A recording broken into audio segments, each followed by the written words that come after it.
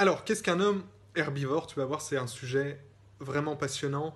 Le terme a été imaginé par une chroniqueuse japonaise pour qualifier les nouveaux comportements des hommes modernes au Japon qui désormais n'ont ni l'envie ni le besoin de se comporter comme des mâles virils et dominateurs. Je vous en parle parce que le phénomène commence à toucher de plus en plus d'autres pays développés, dont la France. Alors les garçons herbivores, on peut les définir comme de jeunes garçons sans véritable ambition professionnelle qui rejettent aussi un maximum de responsabilités amoureuses, quitte à vivre le plus possible chez papa-maman. Entre parenthèses, ça c'est quelque chose que j'évoque de long en long en travers dans mon club privé, tu peux toujours t'abonner. Donc ces mecs-là, ils revendiquent des valeurs très féminines, ils sont très proches de leur maman, aussi très attentifs à la mode, ils se mettent de plus en plus à porter des accessoires de mode féminin, la mention spéciale, tu sais, pour le tote bag, ce sac à main en toile, arboré fièrement par les bobos. Alors ce sont étonnamment des aspects souvent économiques qui expliquent ce phénomène. En fait, comme les mecs peinent à trouver une carrière qui leur apporte une vraie satisfaction morale, financière, mais ils deviennent en quelque sorte blasés et résignés à l'égard du travail. Et derrière, il y a un rejet total des normes traditionnelles, tout milieu confondu, et une forme d'immaturité complètement assumée. On ne veut plus avoir la pression financière, mentale, physique de devoir fonder une famille et l'entretenir. Alors parmi ces herbivores, on peut distinguer plusieurs profils. Il y en a un que j'aime beaucoup, c'est le Byodanshi, désolé pour la prononciation, qui veut dire hombo en japonais. C'est le mec qui est obsédé par sa peau et par ses cheveux. On en connaît tous un comme ça. Le plus intéressant, c'est certainement au niveau relation homme-femme, parce que les garçons herbivores ne draguent pas, ils n'aiment pas la séduction vu que ça nécessite d'être initiateur de quelque chose.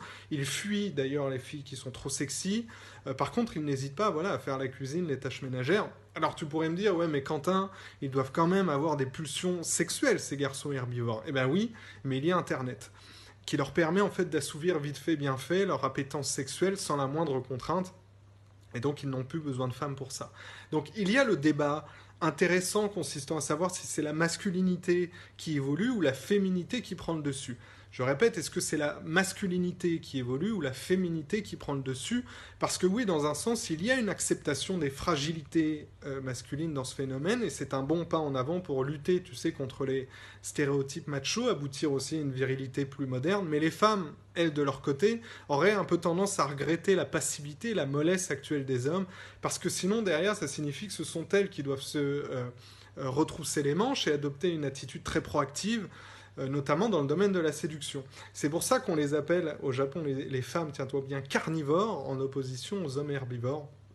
Comme quoi, inconsciemment, je dis bien inconsciemment, les femmes elles-mêmes ne sont pas forcément favorables à la disparition de la virilité, mais ça n'empêche pas qu'on se pose de nouvelles questions à son sujet. Et on assiste curieusement, même en France, à une émergence en fait de la thématique de la séduction pour les femmes. Ça, c'est un symptôme pour moi. Il y a beaucoup de femmes qui me disent moi, Quentin, je me fais jamais draguer.